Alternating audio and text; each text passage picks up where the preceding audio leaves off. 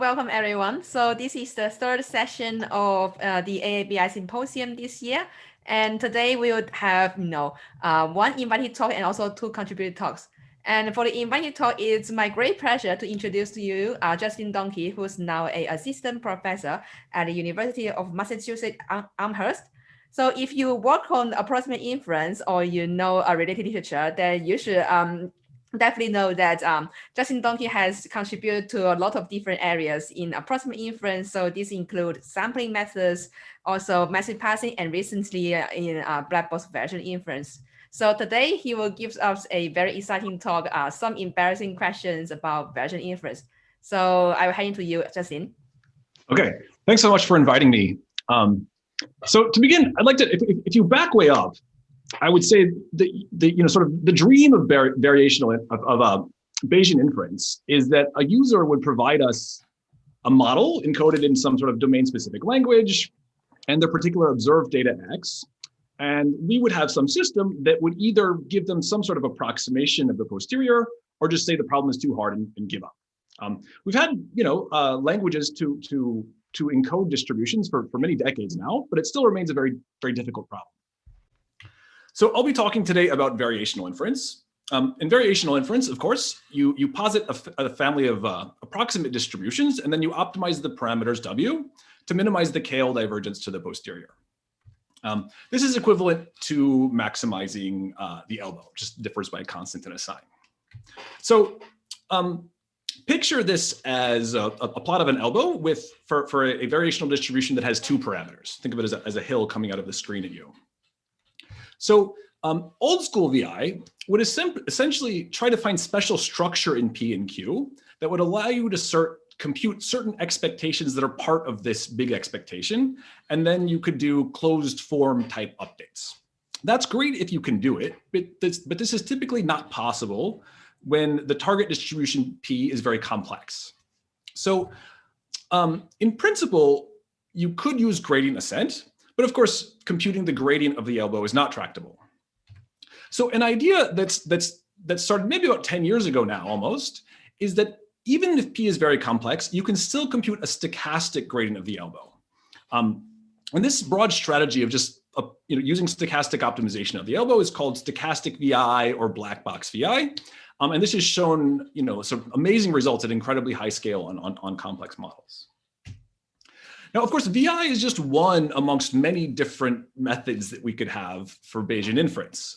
And depending on the particular problem and how much computing power or time you have, different methods might be better.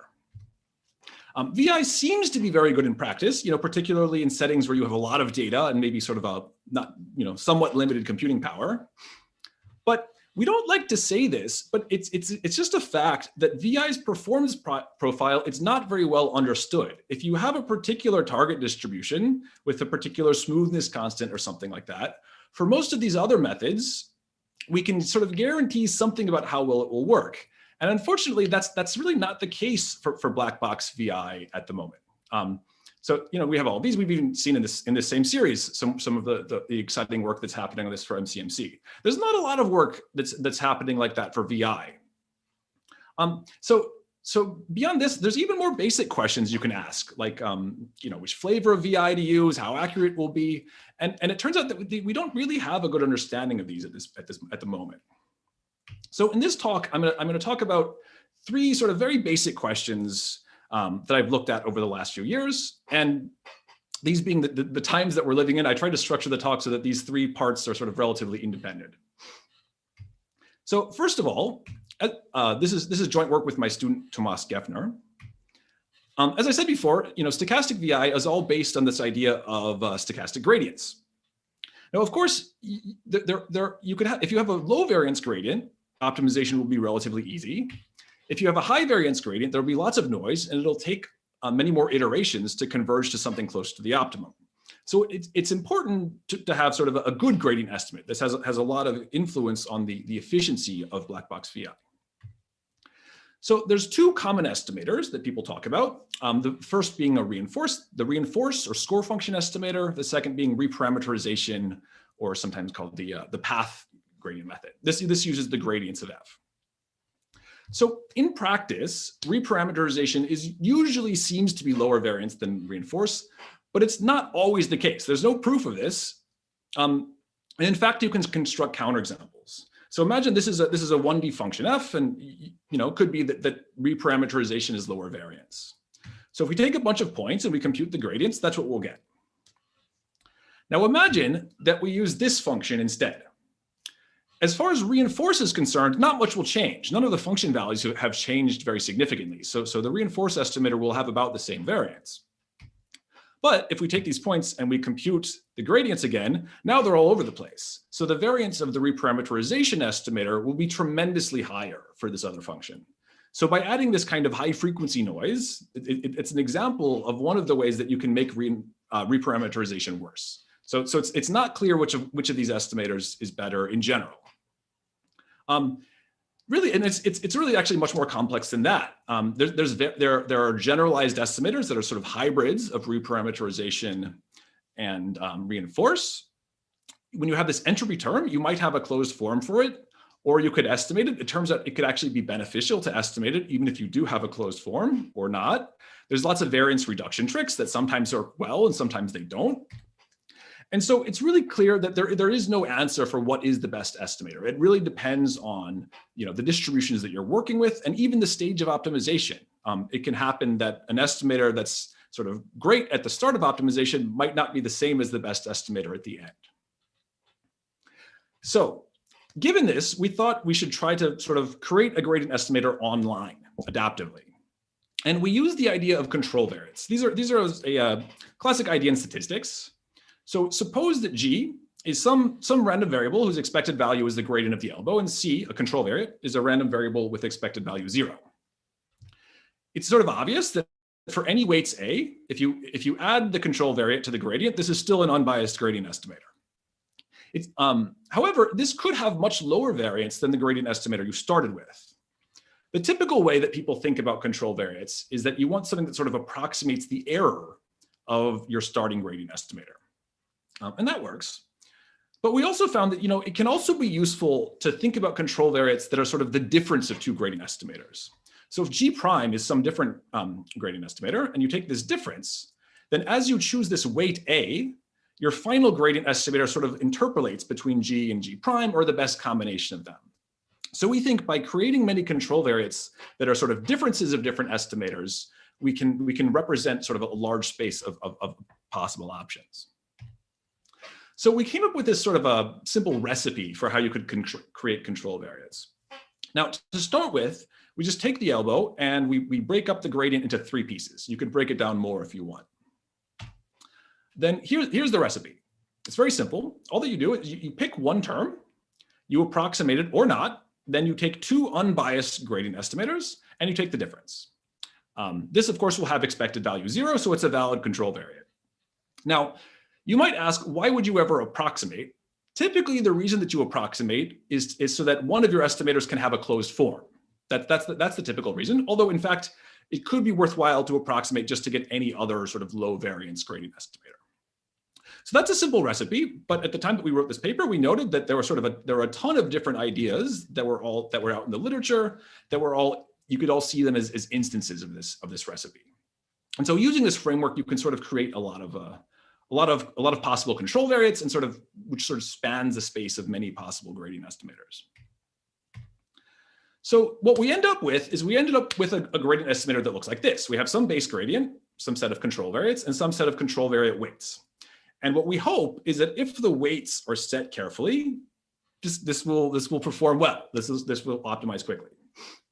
The question remains, how do we set those weights? So we suggested a very simple algorithm to do that, which is as follows. In each iteration, you estimate the gradient and the control variates. You take a small gradient step, and then you set the weights to minimize the empirical noise over recent evaluations. So E hat here means essentially you remember the gradients and control variates for the last few iterations, and you use that to set A. It turns out that this is better than it looks. This actually has a nice closed form solution. And in fact, you don't even really need to explicitly remember the gradients and control variates. There's certain statistics that you can just track over time So this is sort of easier than it looks. Okay, so here are the results. Let me explain what I'm showing you. In each of these plots, the x-axis is the iterations, the y-axis is the elbow. So you'd like to be in the sort of upper left corner. The blue lines show the algorithm I just showed you with different sort of combinations of control variates included. It doesn't really matter what they are. And then the dotted lines show the two individual control variates that were most useful. So I guess what you're intended to see here is the blue line, which includes all of the control variates, is sort of, consistently works the best. Automatically picking the weights works well. And this is true even though the performance of the other control variates varies from problem to problem, right? You can see these all vary, but the combination is always the best. All right, so in case you've fallen asleep, where are we so far is that there's lots of gradient estimators. You can sort of phrase the problem of choosing the estimator as choosing the best control variate weights. And it seems to work well to sort of choose those control variate weights to minimize the empirical noise. But there's something that's missing from this conversation, which is imagine that we have these two estimators and G prime has slightly lower noise, but takes 5 times as long to compute. Even though this has lower noise, it's natural to think, it seems like you should probably still use this gradient because in a given amount of time, you could run 5 times as more iterations. And isn't that better? Well, in fact, if you look at all of the sort of convergence rates that exist, and you assume that the noise is bounded by some constant G squared, you get all sorts of different rates, depends on the assumptions that you make. But you can easily see that all of these rates are monotonic in G squared divided by K. Here, K is the number of iterations. This is actually a very useful observation because if you have a fixed amount of time, the number of iterations you can do is inversely proportional to the time t that it takes to compute your gradient estimator. So from this, we have what we call the G squared t principle. It's and the idea is just that if you have a bunch of gradient estimators that have noise G squared and times t, you get the best wall clock convergence guarantee by minimizing G squared t. And this is independent of sort of, strong convexity constants or smoothness constants or how much momentum you have in SGD. It's still true. So here's a very simple validation of this principle. This is 2 different models. And for each model, there are, I guess, 27 different gradient estimators. There's 3 different possible batch sizes. There's 3 ways you can estimate the entropy, and there's 3 different reparameterizations. So for each of these models, what I did is I just estimated G squared and T at the initial parameters, and then just ran optimization for 60 seconds, and you plot the final elbow on the y-axis. So what you can see is it's far from perfect, but G squared T is remarkably predictive of the final performance, given that it's this very crude measure based on this sort of very, very crude analysis. So if we go back to the gradient estimator that we had before, you can easily observe that, well, if your weight AI is 0, then you don't need to compute the corresponding control variate. So we thought that, well, we could just sort of use this G squared T principle in the context of this algorithm. So what we do is in a warm-up phase, we measure how much time it takes to compute each control variate. We assume that that's constant. And then in each iteration, we compute the gradient and the control variates with non-zero weights. We do a gradient update. And then every once in a while, we compute all of the gradients and control variates, and we optimize the empirical G squared T, right? This is the empirical noise. And this is the time that it takes to compute the control variate. This encourages particular weights to be 0. This optimization, it turns out that this is a mixed integer quadratically constrained quadratic program. As you'd imagine, those are NP hard. And so when we first derived this, we thought, okay, surely we're going to need to use some sort of a convex relaxation or something like that. What we found was that this is actually not necessary at all. If the number of control variates is at all reasonable, a few dozen or something, you can just use a mixed integer programming solver and get the optimal solution with certified, a certificate of optimality. So we saw no reason to not just use an exact solution. It could be that you would need to use some other solution if you had a very large number of control variates, though. So here's the results. Here there's 5 different models. We have some Bayesian regression models. a hierarchical regression model, logistic regression, and there's 3 sort of expensive control variates. Now, the colored lines show different combinations of control variates, included or not included. And the x-axis is the wall clock time. So the black line shows this technique for automatically selecting the control variates to include. So you can see from problem to problem, different sets of control variates perform differently. It's the best estimator really depends on the situation, but this automatic selection algorithm seems to do as well, or at least close to as well as the best combination of control variates chosen in retrospect. All right, so just to summarize this part of the talk, what's the best gradient estimator? It depends. There's no single best. It seems to be helpful to sort of convert the space of estimators to the space of control variate weights, and you can trade off time and variance in a very crude analysis through this G squared T idea. All right. So I'll move on to the next question. This is joint work with my colleague Dan Sheldon. So classic VI, of course, maximizes the elbow. And if you want, you could use Jensen's inequality to show that the elbow is a lower bound, right? You could just say, well, okay, of course, the expected value of P over Q is P of X. So if you take a log of both sides and use Jensen's inequality, you get a lower bound. Fine. Then there's an idea that I think started with importance-weighted autoencoders, was, well, you can think of this as an estimator of P of X. And instead of drawing a single sample, why don't we draw a bunch of samples? Let's say we draw M samples and we just average the results. That gives you another estimator R, and this will be lower variance. So why don't we sort of maximize that instead with respect to the parameters of Q? Again, this gives us a bound. You can just use Jensen's inequality. You get a tighter bound on the log likelihood.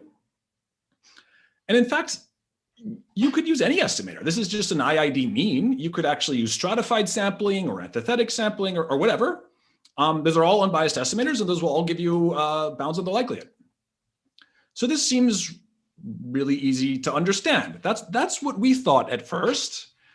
But the more we thought about this, the more confused we became. This is all correct. There's nothing wrong with this, but I'll explain why we were confused. So classic VI, you have this elbow decomposition, right? Which is that log P of X, it's equal to the elbow plus this KL divergence, which is the looseness. And this means that classic VI, it's kind of a 2-for-1. When you maximize the elbow, you get a lower bound. But since the left-hand side is a constant, you're also making this KL divergence loose, and so you get an approximation of the posterior.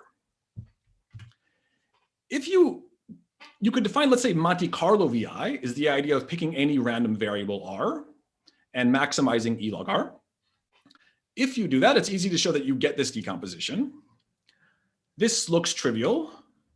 I mean, I guess it is trivial. Despite that, it actually is more general. If you set R to be P over Q, this actually becomes the original decomposition. But here you can see, again, this gives us that this is a lower bound, but it doesn't tell us anything about the looseness. This doesn't guarantee anything about a random variable being closer to the posterior. So let me try to show this to you in a different way. Here in gray, we have a target distribution, and in blue, we have the results of VI. This is our variational bound. Now here, I used this I-way style estimator with 3 sample points, and we got this better variational bound with this distribution generating it. So this is much better, but ask yourself, is this distribution a better approximation of the posterior than this one? The answer is, well, of course not. It can't be better. After all, regular VI already finds the best Gaussian. So it's a different Gaussian, it can only be worse. And if you actually compute the KL divergence, indeed it is worse. So this is a bit disturbing. It says, well, we have this better variational bound. We're Bayesians in this symposium, or this symposium.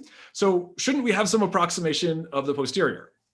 Well, it turns out that when you optimize this estimator, in the background, there was this sort of other distribution QMC that you were implicitly optimizing to be close to the posterior. It's not the base distribution Q, there's another one. So we want to know how to find this. So here's the theorem. Define this distribution Q I-way. We'll define this procedurally. What you do is you draw M samples from Q. you choose one of them proportional to these sort of importance weights, and then you just swap it into the first position. Right? So it's sort of like self-normalized resampling, except you keep all the samples, you just put the selected sample in the first spot. Right? So that's a distribution. And define Pi to be the original target distribution on Z1, and then a bunch of copies of Q. It's not too hard to show that if you define these distributions, then you get this decomposition. Log P is equal to the expected value of log R plus the KL divergence between these joint distributions. So what does this mean? This means that when you were maximizing E log R, even if you didn't know it, what you were doing is you were trying to make this augmented distribution close to this augmented distribution. So this shows there is in fact an approximation of the posterior. And because you're making these joints close, you're justified in using the first component of Q to approximate the first component of B, which is the original target. So this shows that basically optimizing this I-way bound is auxiliary VI. So I think this tells us a lot about the I-way bound, but frankly, we weren't very happy with this result. The reason is, well, we started with this very innocent idea of, well, let's just take a bunch of estimators and average them.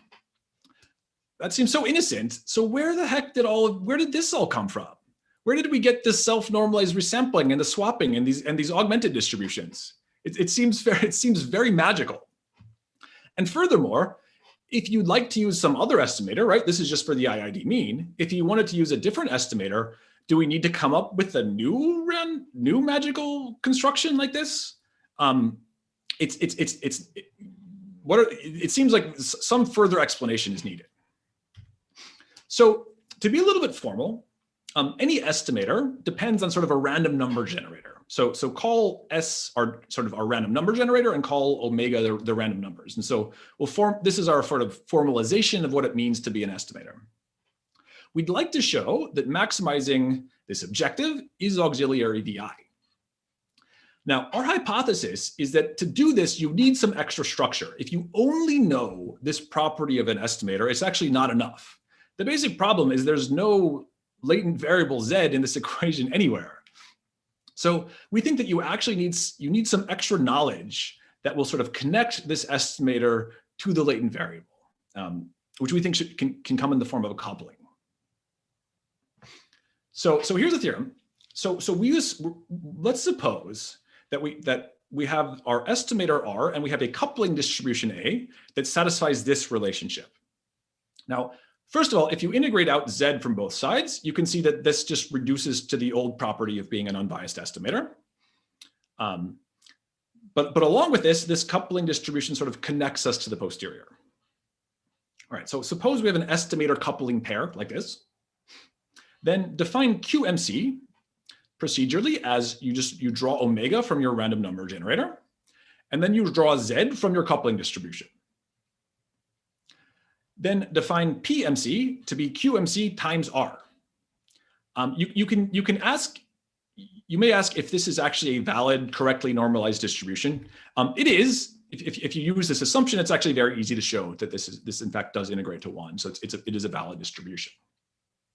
But of course, with this construction, the ratio of P and Q is R. So you sort of obviously get this bound, this decomposition that optimizing the expected value of log R is equivalent to minimizing the KL divergence between these joint distributions. And so Monte Carlo VI in general is augmented VI. I think this it shows it, as long as you can identify this coupling distribution. Now, this is, I guess, sort of insightful on its own, but to be practically useful, you have to find these couplings. So on its own, it's not clear how helpful this is because you still have to sort of come up with the coupling for your estimator R. Well, we found that there's actually sort of a calculus, if you will, for coming up with these couplings. So standard Monte Carlo methods, you can create the estimators sort of recursively. You can start with a very simple estimator, and then you can apply a sort of a series of transformations to it to build up a fancy estimator. And we found that there are sort of corresponding transformations that you can use, where you sort of start with a simple coupling, and then you transform it into a fancier coupling. And so therefore, by following this procedure, you can kind of get the coupling for free for your estimator without needing to sort of rederive it with your bare hands. So here's some examples. Here is the bound that you get if you use antithetic sampling, which swaps the sample around the mean. This is the auxiliary distribution. The Monte Carlo distribution it identifies. This is stratified sampling, where you draw 1 point in each of 4 strata. This is the approximate posterior. Or you could do fancy things like antithetic sampling inside of each strata. That gives you an even variational bound and an even better looking approximation of the posterior. So it seems like these better variational bounds correspond to better posteriors in this 1D example. In more dimensions, I think it can be helpful to think about this in a different way. So imagine that we start by generating samples sort of uniformly in a hypercube. So here in the first line, these are different methods for generating sort of batches of samples in a hypercube. And you can think of lots of these Monte Carlo methods as ways to sort of generate batches of samples that have better coverage of the hypercube. You can see with IID, there's sort of parts of space where there's no samples, whereas these are much more uniform. Then you can apply a transformation to warp this sort of uniform space to the space of Gaussians. Turns out there are actually different such transformations. They actually have different variance properties. But the hope is, by having good coverage in this starting uniform space, that will manifest as better coverage in the sort of Gaussian space. That will then lead to a lower variance estimator, we hope, and therefore to a more accurate posterior. So to test this, what we did is we ran these algorithms on a bunch of models from the Stan model library. Here, each row, this shows 3 of them. So first, please look at the left row, sorry, the left column. Here, the x-axis M, this is the number of samples included in the estimator, so it's always better to use more. The y-axis is the variational objective, higher is better. And the different lines show different estimators. Doesn't particularly matter what they are. But the important thing to see is that basically the IID mean, this is equivalent to the I-way bound, it's here. And using these fancy estimators does indeed give you better variational bounds. Now, in the other columns, what we did is we ran MCMC sampling on a cluster for a long time. And we got a huge amount of samples. And so we think that we have sort of the true posterior.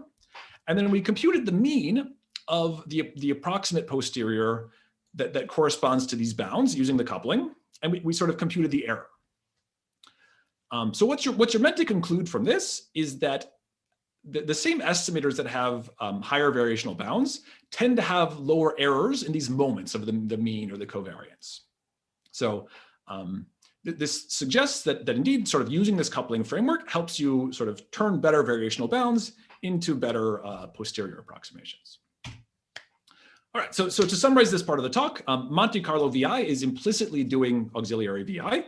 You need a coupling to sort of find the approximate posterior that's lurking in the background. And there's a sort of a calculus to get those couplings automatically. All right, so now for the final topic, which is, will optimization succeed? So we don't like to talk about it in public, but it's a fact that VI often fails.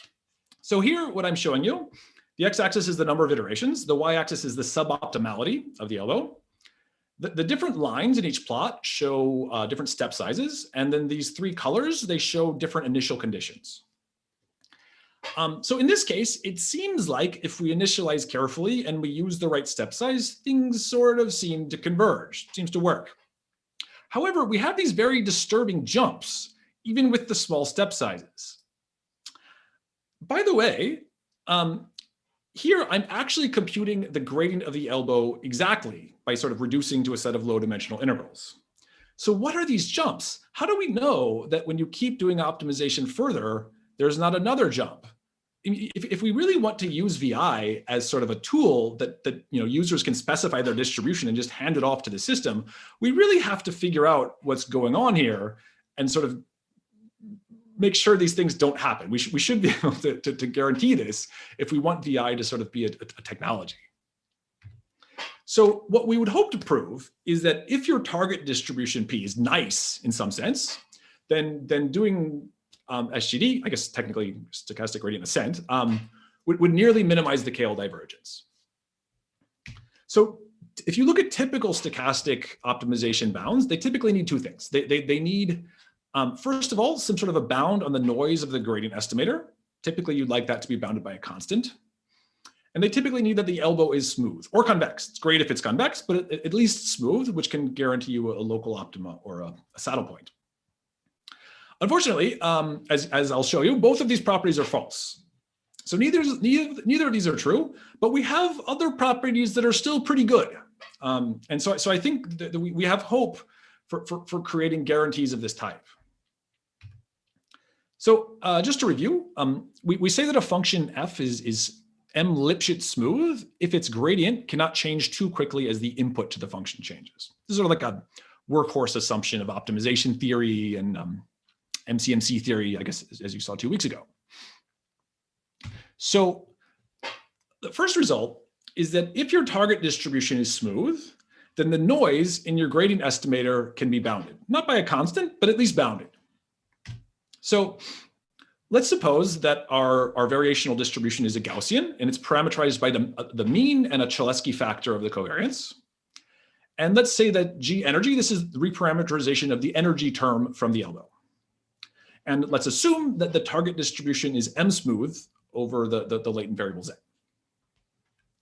Then you can show that the noise of the gradient is bounded by this quantity. Here, D is the number of dimensions, M is the smoothness constant, and W bar is some particular parameters W bar. I'll explain that in a second. So it depends on W. It's not constant, but it's, it's a quadratic. It's not that bad. To be a little bit more specific, if we sort of break it up, there's two types of parameters. So it actually depends on the difference of M from the maximum of P and just the sum of the squared entries of your matrix C.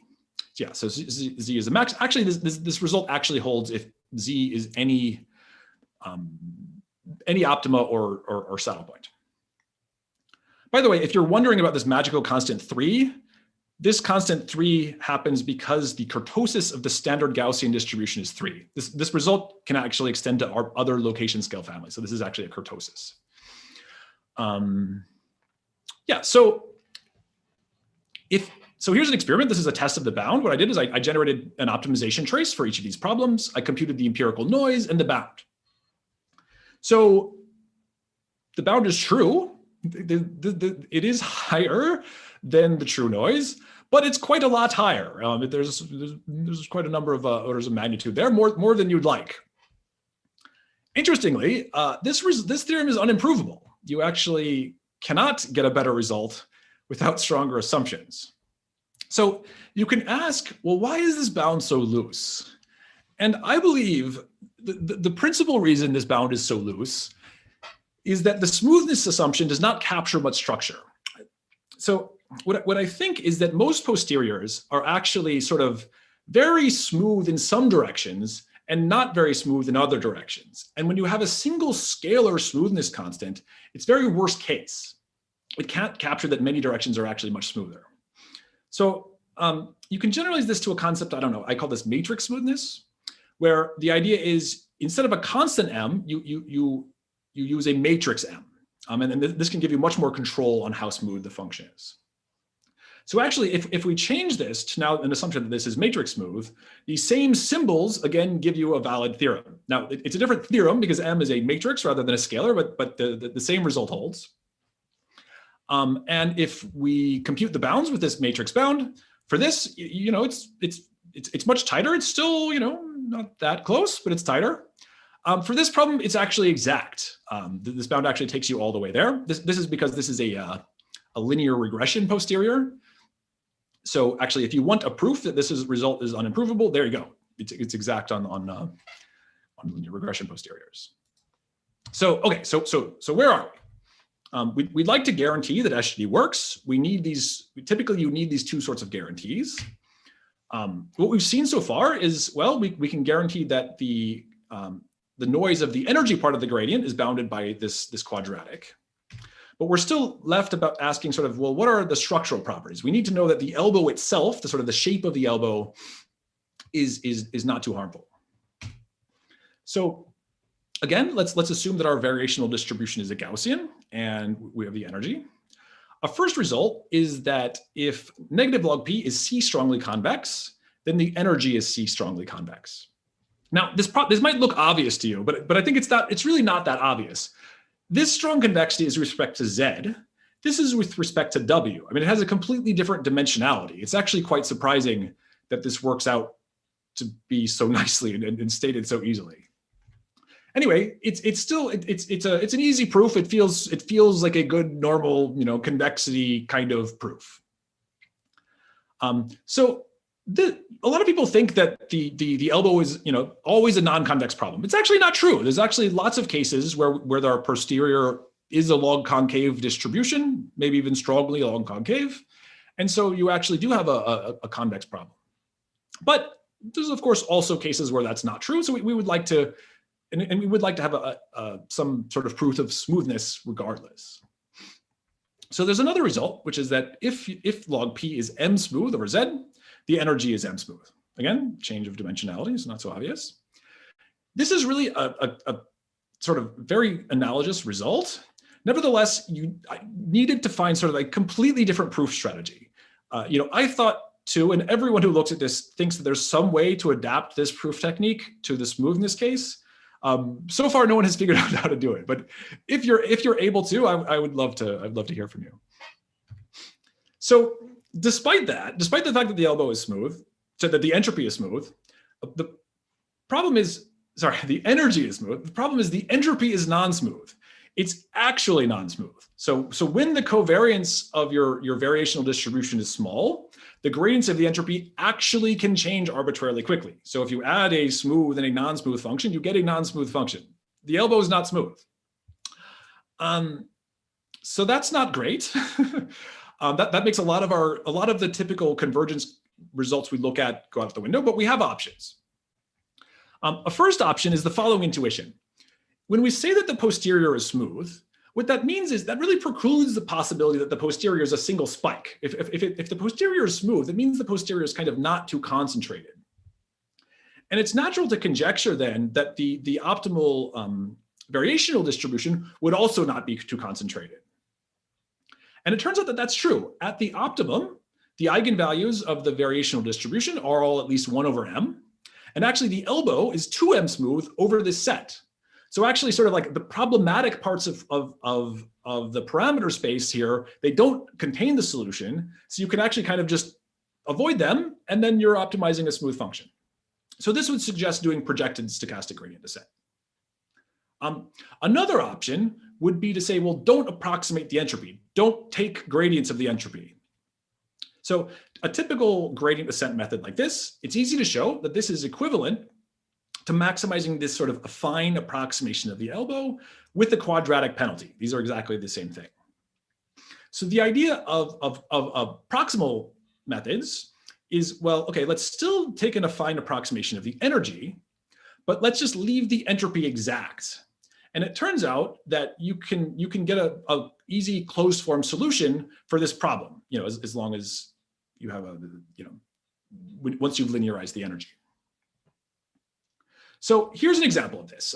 So here we have a particular problem. We initialized with a mean of 0 and a very small covariance matrix.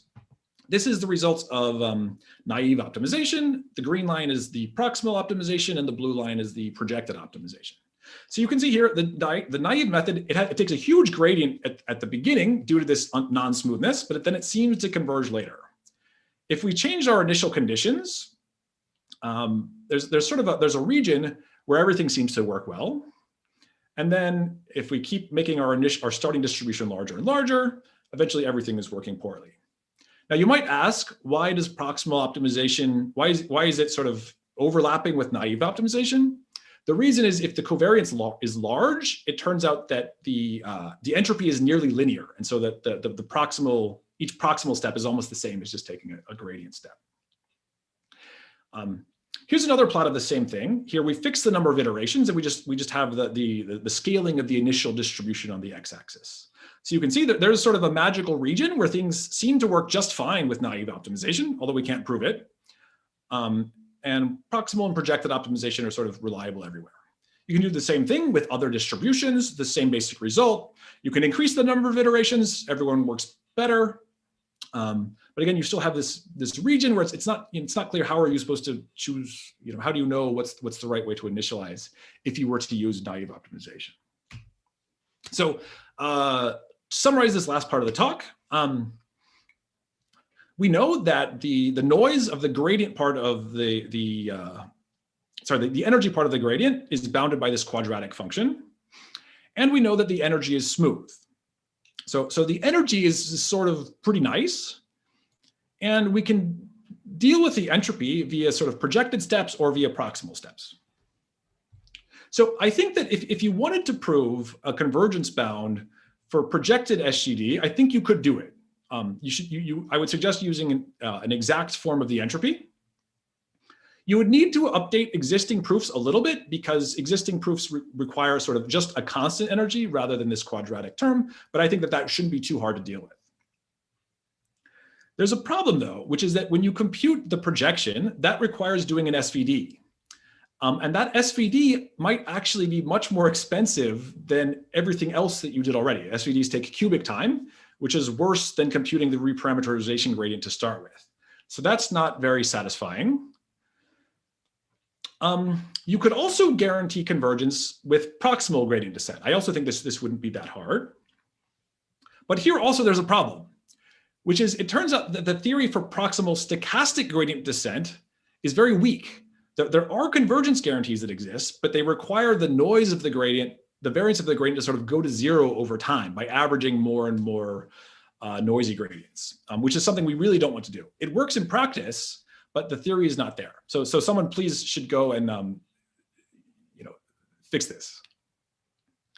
So yeah, so I'll stop here. These are the sort of the three major questions I talked about and the preliminary answers I have. And I'm happy to take any questions. Okay, thanks, Justin. So I think this is a very fantastic talk. So yes, we do have quite a lot of questions. So let me go through it. So maybe let's go for the first part of your talk. So sure. Mayan Baska asked about will we have a learning rate estimator also applied for the parameter estimation? I think that's basically in your case, you apply reduction in gradient, right? But you still need to choose the learning rate. Yes. So I don't need to show the slides. The answer is we don't know how to choose the learning rate. So if you know a smoothness constant, like I was talking about at the end, then you can choose a learning rate.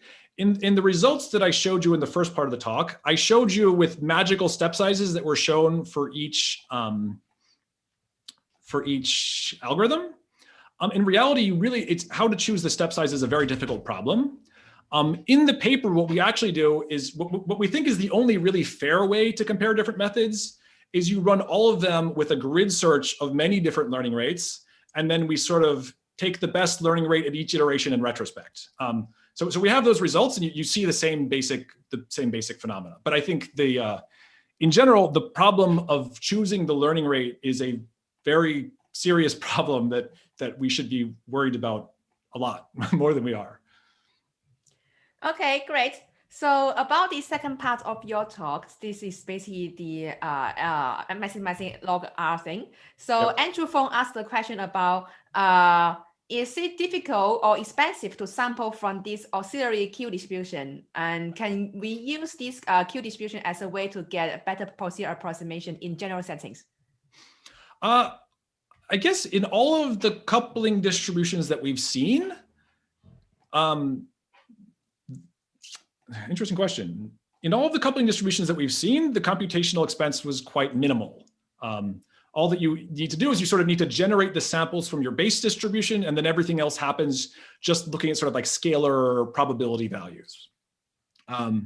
So I don't know if I have a general proof that this would always be computationally simple. I suspect it typically would be. And then the question is for general estimators, well, you have to come up with this coupling. So I think we provide tools that make it easy to come up with these couplings for lots of Monte Carlo estimators, but in general, you might need to do a bit of work.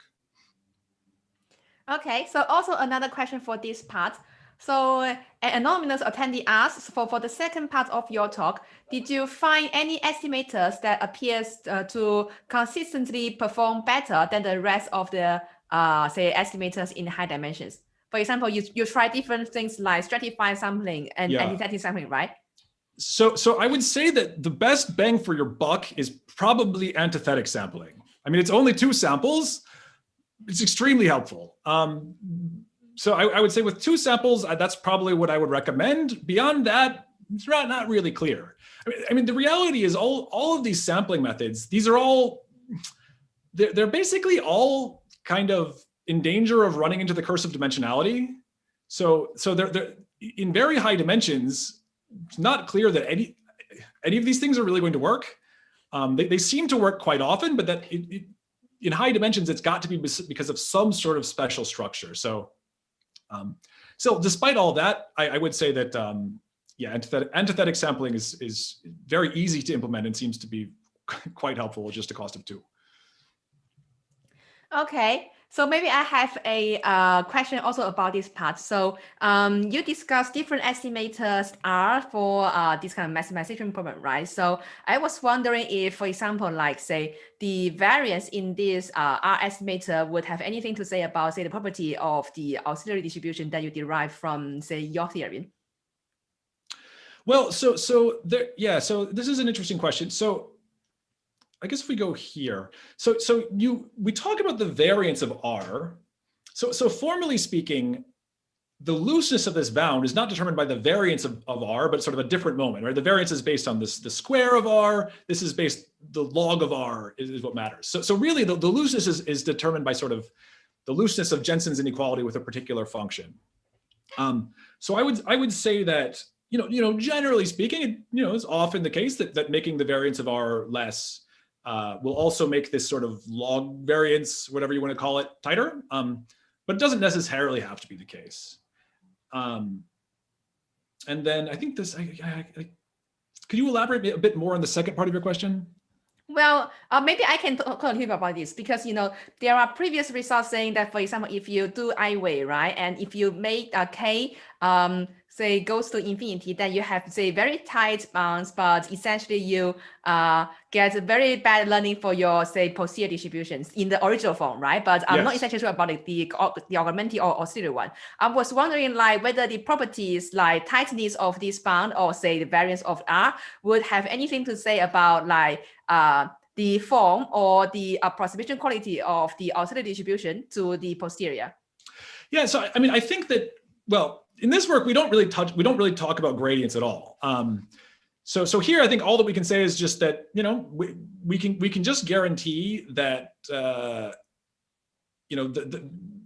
Kale divergence. I mean, what you care about is the Kale divergence of this marginal distribution to the target. And all that we can guarantee is, well, that's at most this joint Kale divergence, which is at most the looseness of that variational bound. So anything that you do that makes your variational bound become tight is also necessarily going to make this approximate posterior become exact. So in the same way as K goes to infinity, this approximate posterior will go to infinity. I would also like to talk a little bit about gradient estimates, though.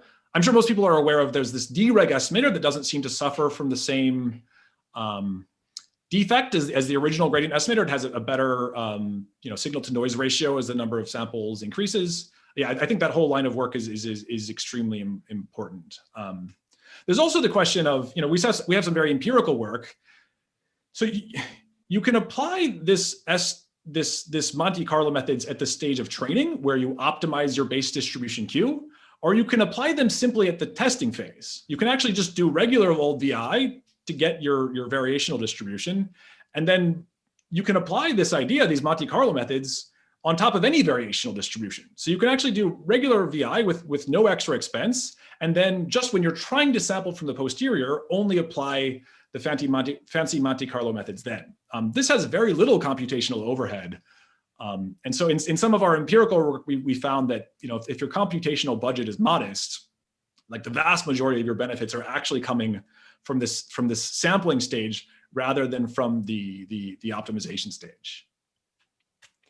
Okay, so we are nearly out of time, but let me just ask you a final question that is a very high level. So Stefan Mans asked a question about does your analysis of projected SGD for VI suggest any improved SGMCMC methods?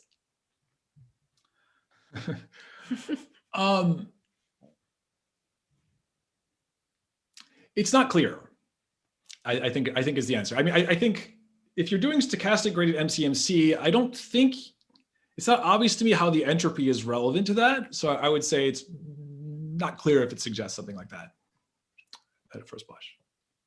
Okay, right. Great. Thank you very much. So yes, thanks, Justin, for joining us. I think this is a fantastic talk, talking about very different aspects, but also very important questions for us to solve. So yes, thanks for joining us. Sure. So yeah, so now we will move to the spotlight talks. So I will share my screen.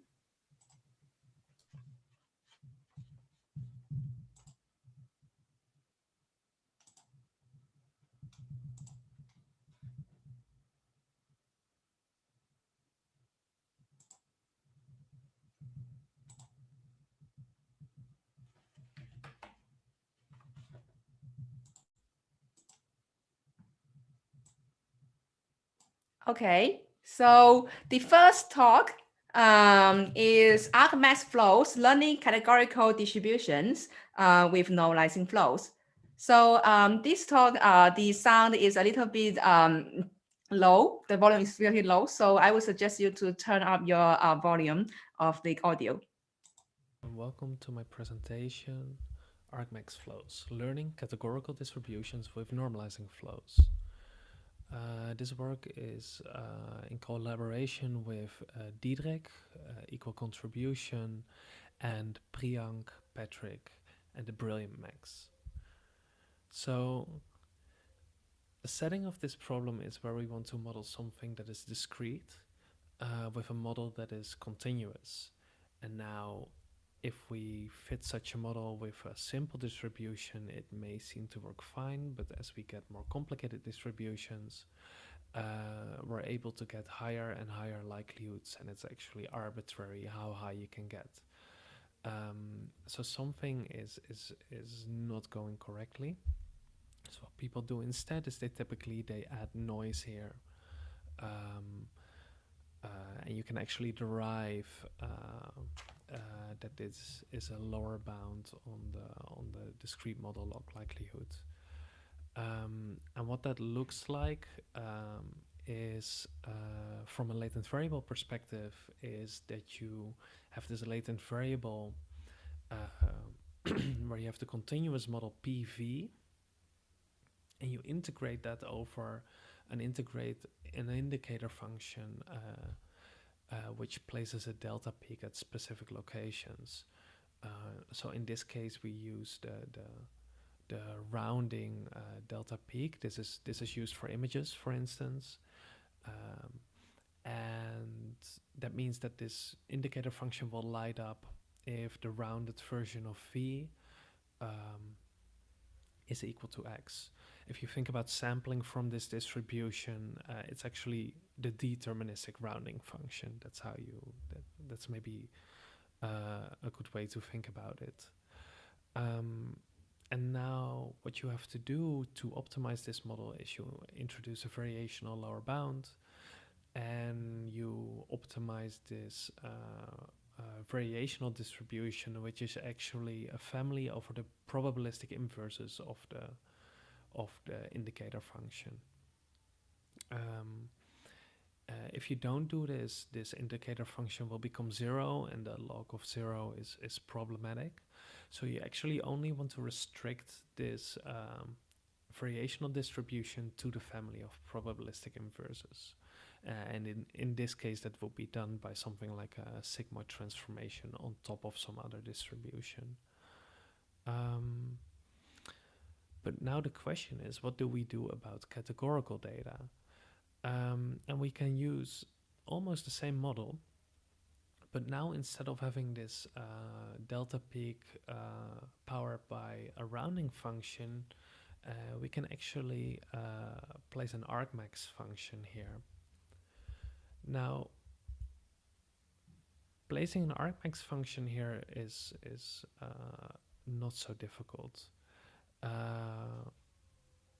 but it's actually optimizing this model that gets a little trickier. So first of all, let's try to understand the generative model. So we have a flow between like a simple space Z and something correlated and complicated in V. And now we actually take the Arcmax here, and this is a visualization of 3 dimensions, but like embedded into 2. And taking the Arcmax, like depending on the region, we get a different variable. And these are actually the categories that we're modeling in this case, 3 categories.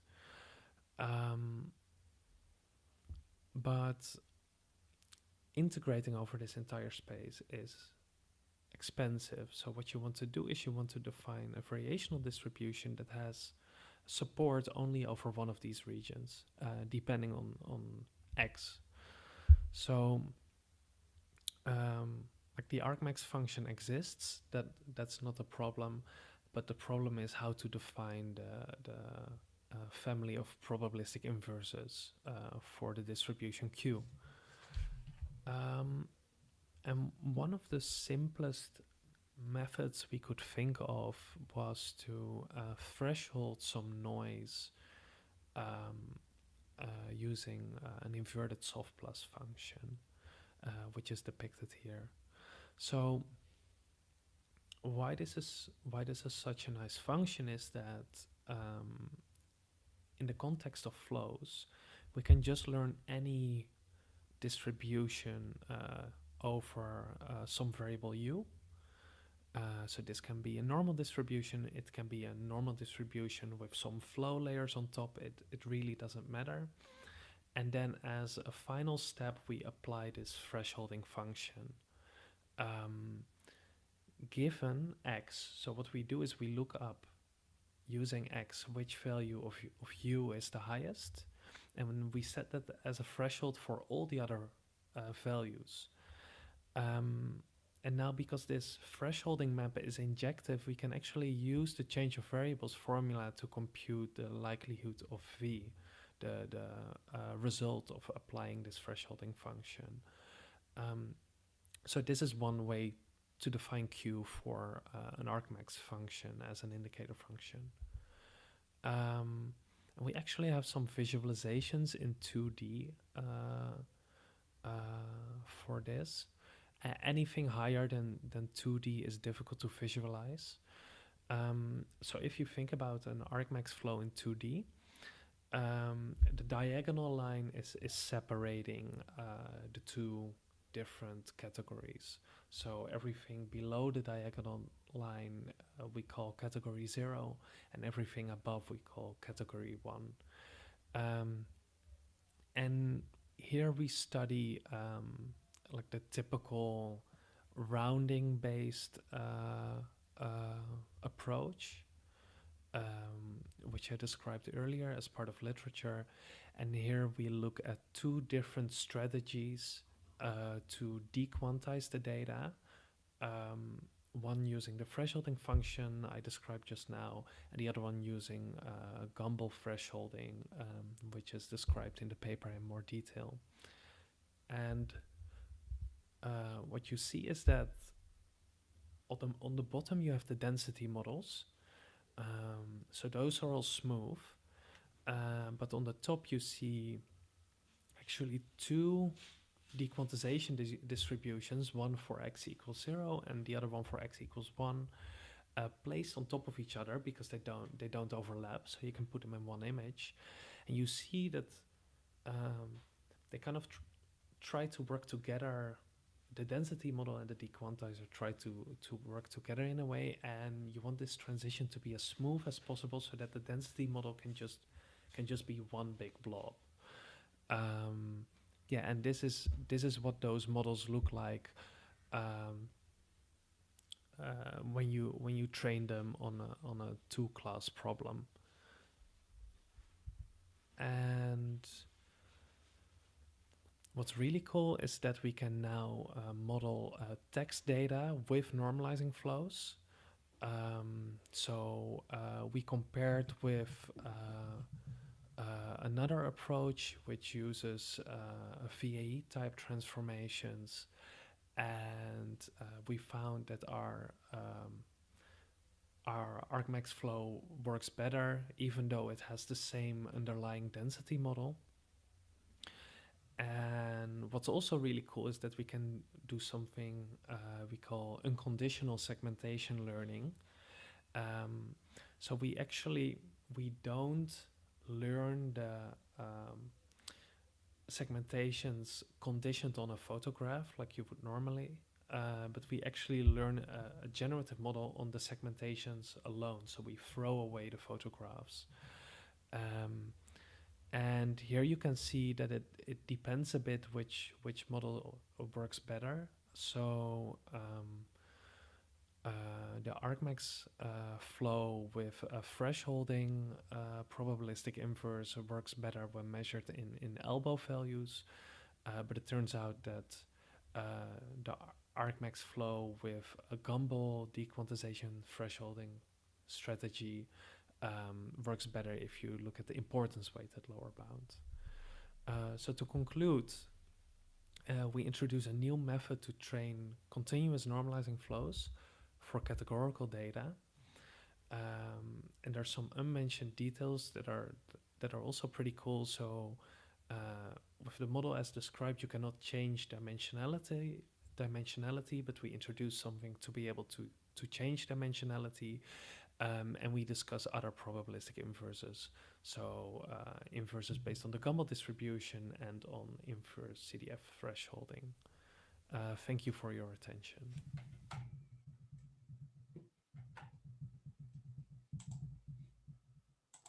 Okay, so thanks for the presentation. So I think we have the author Emiel online. So let me see if we have any questions. So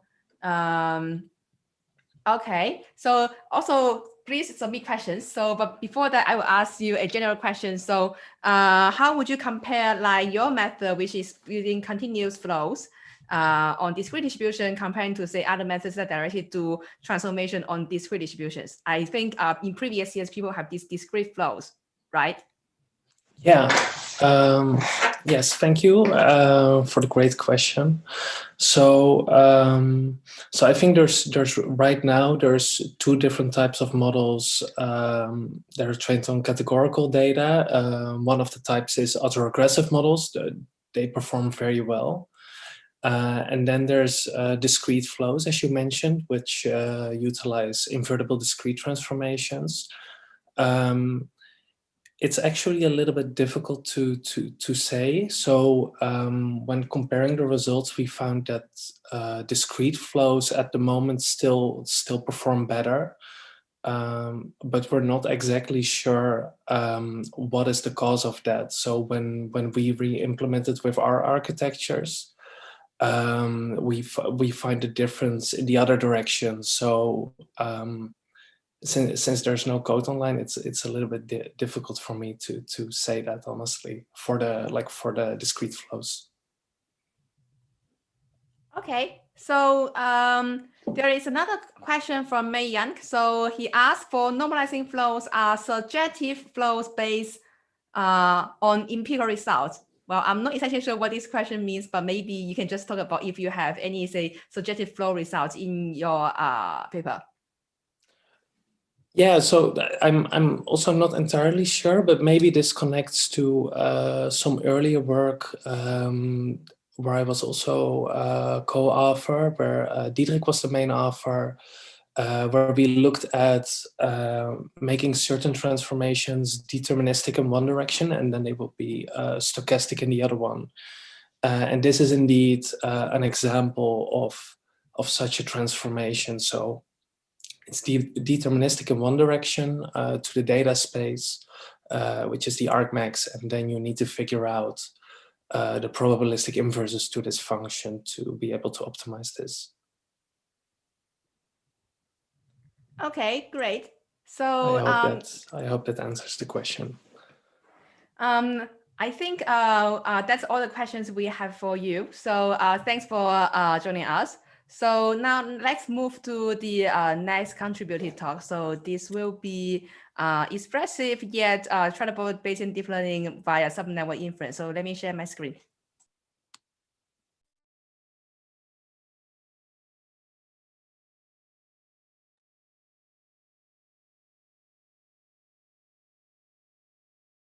Hello, I'm Erik Daxberger, and I'm happy to present our paper Expressive yet Tractable Bayesian Deep Learning via Subnetwork Inference, which is joint work with my amazing collaborators Erik Nalisnik, James Ellingham, and Javier Anturan, as well as my amazing supervisor Miguel Hernandez Lobato. So the overall goal of our work is to infer the posterior distribution over the weights W of a deep neural network, short DNN, given some dataset of inputs X and outputs Y. And as you all know, this posterior is proportional to the product between the likelihood of the model given the data and some prior distribution of the model weights W. Now the problem is that modern deep neural nets are just so big that even trying to approximate this posterior is highly non-trivial. For example, last year OpenAI made headlines when releasing GPT-3, a humongous language model with a staggering 175 billion parameters. So to cope with this problem, a lot of existing Bayesian deep learning methods make very strong and unrealistic assumptions on the structure of the posterior. For example, that the posterior fully factorizes over individual weights. Unfortunately, a few recent papers have empirically demonstrated that such strong assumptions result in bad performance. So can we do better than this? One property that most existing Bayesian deep learning methods have in common is that they have the ambitious goal of trying to do inference over all the weights of the neural net. But the big question here is, do we actually need to estimate a posterior distribution over all the weights? And this is where our main idea comes into play. It turns out that you often actually don't need all those weights. Recent work has shown that since deep neural nets are so heavily over-parameterized, it's possible to find a small subnetwork within a neural net, which contains only a very small fraction of the weights, but, miraculously, achieves the same performance as the full neural net. These subnetworks can be found by so-called pruning techniques. Those pruning techniques typically first train the neural net, and then remove certain weights or even entire neurons. Okay, so now we know that a full deep neural net's accuracy can be well preserved by a small subnetwork's accuracy. But how does this help us?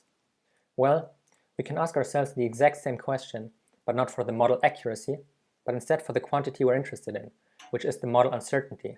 So the question we studied in this work is, can a full deep neural net's model uncertainty be well preserved by a small subnetwork's model uncertainty? Turns out the answer is yes. So we propose to approximate the posterior distribution over W as follows. Assume that we have divided the weights W into two disjoint subsets, the subnetwork WS and the set of all remaining weights WR. The first step of our posterior approximation then involves a posterior distribution over just the subnetwork WS and delta functions over all remaining weights WR.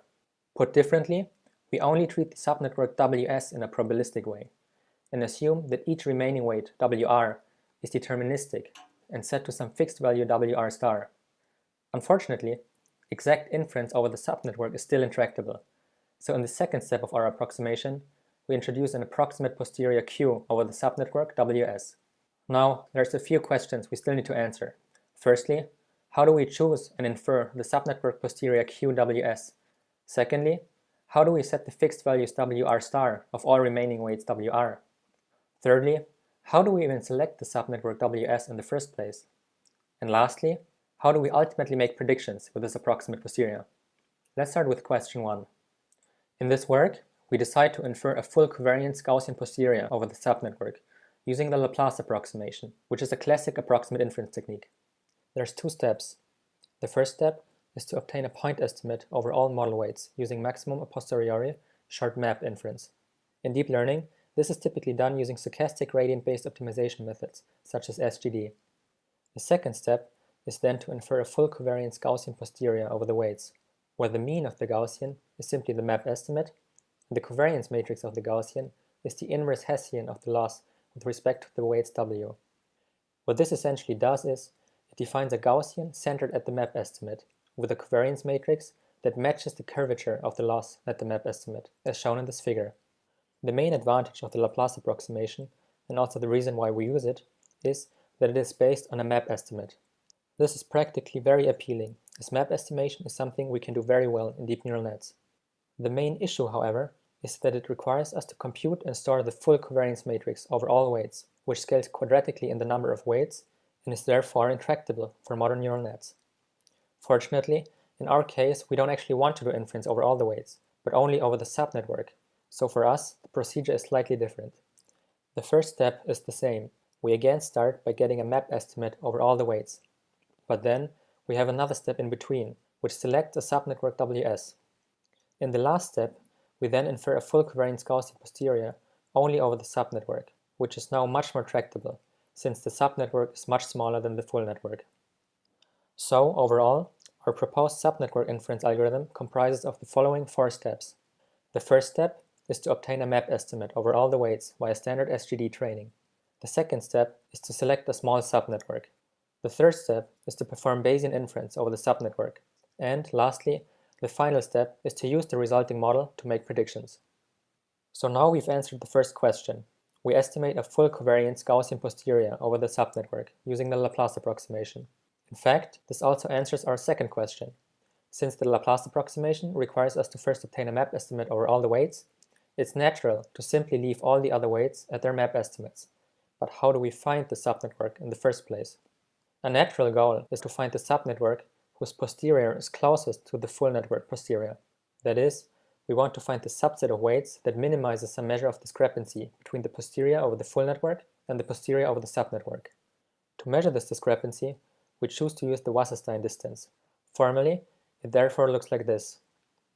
As the true full network posterior is intractable, we here approximate it as a Gaussian over all weights, also estimated via the Laplace approximation. And, as described earlier, the subnetwork posterior comprises of a Gaussian over the subnetwork and delta functions over all other weights. Unfortunately, this objective is still intractable, as it depends on all entries of the Hessian of the full network. To obtain a tractable objective, we therefore assume that the full network posterior is factorized. By making that factorization assumption, the Wasserstein objective now only depends on the diagonal entries of the Hessian.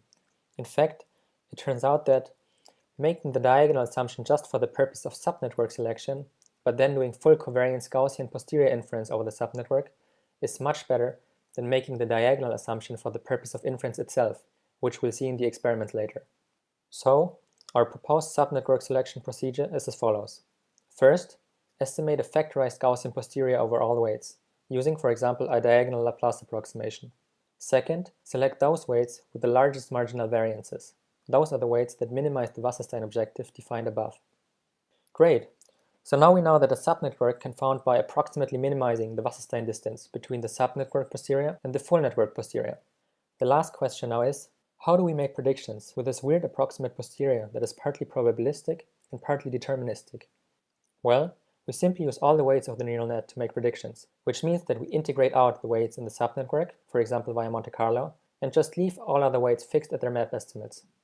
Our approach therefore combines the strong predictive accuracy of the map estimate with the calibrated uncertainties of a Bayesian posterior, which we will now illustrate in 2 experiments. In the first experiment, we train a small, 2-layer, fully connected network with a total of 2600 weights on a 1D regression task, shown in this plot here. The number in brackets in the plot title denotes the number of weights over which we do inference. So as this plot is showing the map estimate, inference was done over 0 weights. As you can see, the 1D function we're trying to fit consists of 2 separated clusters of data, and the goal here is to capture as much of the predictive uncertainty as possible, especially in between those data clusters. As expected, the point estimate doesn't capture any uncertainty, but instead makes confident predictions, even in regions where there's no data. On the other extreme, we can infer a full covariance Gaussian posterior over all the 2600 weights using a Laplace approximation, which is only tractable here due to the small model size. As we can see, a full covariance Gaussian posterior is able to capture predictive uncertainty both at the boundaries and in between the data clusters. So we will consider this to be the ideal ground truth posterior for this experiment. In larger scale settings, a full covariance Gaussian would be intractable, so people often resort to diagonal approximations, which assume full independence between the weights. Unfortunately, as we can see, we sacrifice a lot of the predictive uncertainty, especially in between the 2 data clusters. Now what about our proposed subnetwork inference method? This plot shows the result when doing full covariance Gaussian inference over only 50%, that is, 1300 of the weights. We can see that this captures predictive uncertainty much better than the diagonal posterior, and is even quite close to the full covariance Gaussian over all the weights. But 50% is still quite a lot of weights, so let's try to go even smaller, much smaller, to only 3% of the weights. Even then, we're still much better off than the diagonal Gaussian. So let's push this to the extreme and estimate a full covariance Gaussian over as little as 1%, that is 26 of the weights. Even with 1% of the weights remaining, we do significantly better than the diagonal baseline. The takeaway from this experiment is that doing expressive inference over a very small but carefully chosen subnetwork can preserve more predictive uncertainty than a method that does inference over all the weights but ignores weight correlations. So in the second experiment, we consider the task of image classification under distribution shift. We use a ResNet 18 model with over 11 million parameters. We do inference over as little as 42,000, which is only around 0.38% of the weights. We consider 5 baselines: the map estimate, a diagonal Laplace approximation over all 11 million weights, MC dropout over all the weights, a deep ensemble of 5 independently trained ResNet 18 models, and stochastic weight averaging Gaussian, short SWAG, which estimates a low rank plus diagonal posterior for all the weights. Note that the latter two, deep ensembles and SWAG, are considered to be state-of-the-art methods for uncertainty estimation in deep neural nets. We consider 2 benchmarks. Firstly, we have rotated MNIST, where the model is trained on the standard MNIST training set, and then a test time evaluated on increasingly rotated MNIST digits. And secondly, we consider corrupted CIFAR10, where we again train on the standard CIFAR10 training set, but then evaluate on corrupted CIFAR10 images, with 5 levels of increasing corruption severity. Let's start with rotated MNIST. On the x-axis, we have the degree of rotation, and on the y-axis, we have the log likelihoods achieved by the different methods, as a measure of the calibration, where higher values are better. We see that map, diagonal Laplace, MC dropout, the deep ensemble, and SWAG all perform roughly similar. The calibration becomes worse as we increase the degree of rotation. In contrast to that, subnetwork inference remains much better calibrated, even at high degrees of rotation. For corrupted CIFAR10, the story is somewhat similar. Here, map, diagonal Laplace, and MC dropout all perform poorly. SWAG and deep ensembles perform a bit better, but are still significantly outperformed by subnetwork inference. So overall, the takeaway from this experiment is that subnetwork inference is better calibrated and therefore more robust to distribution shift than state-of-the-art baselines for uncertainty estimation in deep neural nets. To conclude, in this work we propose a Bayesian deep learning method that does expressive inference over a carefully chosen subnetwork within a neural network, and show that this works better than doing crude inference over the full network. For more details, please check out our paper. Thank you very much for your attention.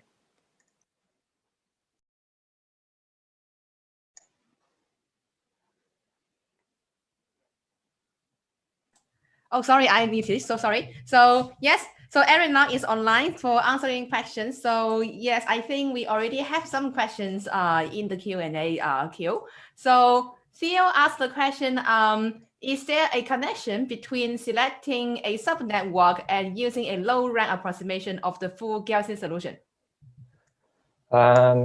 Yes, so that's a very good question. And I would say, yeah, I guess our approach is kind of a special way of selecting certain weights such that in the end you end up with a low-rank covariance matrix. But we haven't studied this in more detail. So I guess, yeah, our approach can be viewed as a certain low-rank approximation to the full Gaussian. Okay. I have another question, maybe just a little bit more practical. So we do see there are these kind of say low-rank approximation methods, for example, like approximations with say rank 1 posterior, right? So do you have say any comparison to them? For example, like say in terms of like the parameter counts in total? Yes, that's a good point. So we haven't explicitly compared to such approaches. But so it turns out that in our approach, the main memory bottleneck is actually still the Hessian, even if the subnetwork is very small. Just storing the Hessian over the subnetwork is still quadratic in the size of the subnetwork. So that's still like the biggest cost, I'd say. So in that sense, I guess a rank 1 approximation would be more space efficient, I guess. But I would assume that it would perform worse. But that's something we haven't evaluated yet, but that's a good idea. We should probably evaluate that empirically. Okay, so do you have like say, so in your talk example, do you have some sort of say reference ground truth or example like simulation from HMC to compare, say, your result with different percentage of the subnetwork size? Yeah, so in our experiment, we actually considered the full covariance Gaussian to be the ground truth somewhat. Of course, yeah, you can do, I guess you can get even better results by doing HMC or using a GP or something. But for this experiment, we basically just wanted to see how well we can preserve the uncertainty of the full covariance Gaussian, which I think already had quite good uncertainties. But yeah, running HMC or other methods would also be interesting to see how those compare. I agree. So in practice, you are going to run this algorithm on some sort of like a data set that you need to run stochastic gradient with mini batches, right? So that perhaps also means you need this mini batch method to estimate your Hessian. So how would that impact on your method's accuracy or performance? By mini batching, you mean like for SGD, for training the net, you need mini batching? So that is one thing to get a map, right? But I assume for getting the Hessian, you also need something for that, right? Yes, for estimating the Hessian, we also do mini batching, although there, yeah, I think there you actually don't have an approximation because you can just essentially, so what I haven't said in the talk, but we actually don't use the Hessian, but like an approximation to the Hessian, which is called like the Gauss-Newton matrix. And this Gauss-Newton matrix can be estimated from subsets of data. But in practice, we can estimate the exact Gauss-Newton matrix by just iterating over the whole data set. I'm not sure if that. Yes, I think that's roughly answered my question. So the last question is from Mei Yang. So can this be extended to online learning settings? That's a very interesting question. Online learning, what exactly do you mean by online learning? Do you mean like something like continual learning? Where you maybe something like that you can try to explain yourself.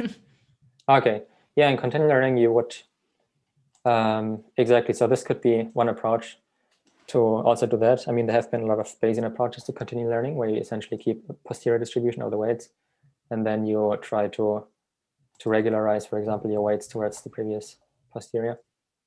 And I guess since our posterior distribution is more expressive than, for example, a diagonal one, it would probably also work better on like downstream tasks such as continual or online learning. So this is something we haven't tried yet, but that's obviously a very interesting application that we would be keen on trying that actually improves performance in such tasks. So that's a very good suggestion. Thanks a lot. Okay, thank you. So thanks, Eric, for answering the questions. So this now concludes the session. But before we close, let me advertise the next session. So yeah, so for next week, we will have the session with invited lecturer from Frederick Linston from Linköping University. So the title will be Sequential Monte Carlo for Approximate Bayesian Inference. And then we will also have 2 contributed talks, bijective contrastive estimation, and also evidence estimation by Kuiper-Leibler integration for flow-based methods. So it's still Wednesday, 5 p.m. GMT or 9 a.m. PDT. So we will see you next week. So remember to register for the Zoom seminar, and you can check the schedule for registration. Thank you.